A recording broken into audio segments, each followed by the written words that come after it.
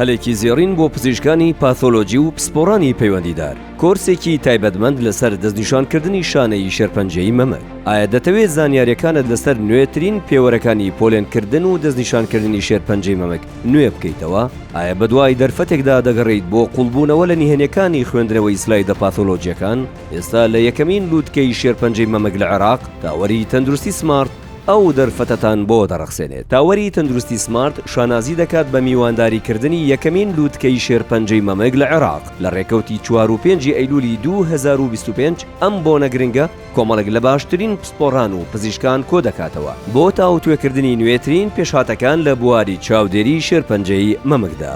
یەکێک لە تایبەتمەندترین خولەکانی ئەم لووتکەیە کۆرسێکی زانستی ورد کە تەرخان کراوە بۆ پزیشکانی پاثۆلۆجی و پزیشکانی نیشتەجێی هەمان بوار. ئەم کۆرسە تیشک دەخاتە سەر شیکاری وردی شانەزانی، هیستۆپاثۆلۆجی، ئینتەرپریتیشن، بەرزکردنەوەی وردی لە دەستنیشانکردندا، دایگنۆستیک ئەکوێریسی، کاری هاوبەش و تێکەڵکردنی پسپۆڕە جیاوازەکان، مەڵتی دیسپلینەری ئینتیگریشن.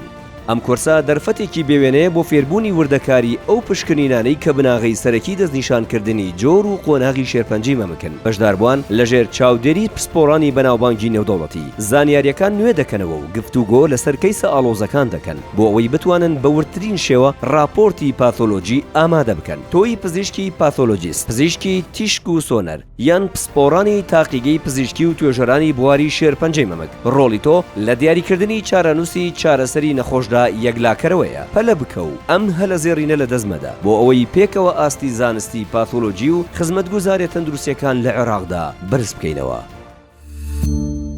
سمارت وەرچەرخانە.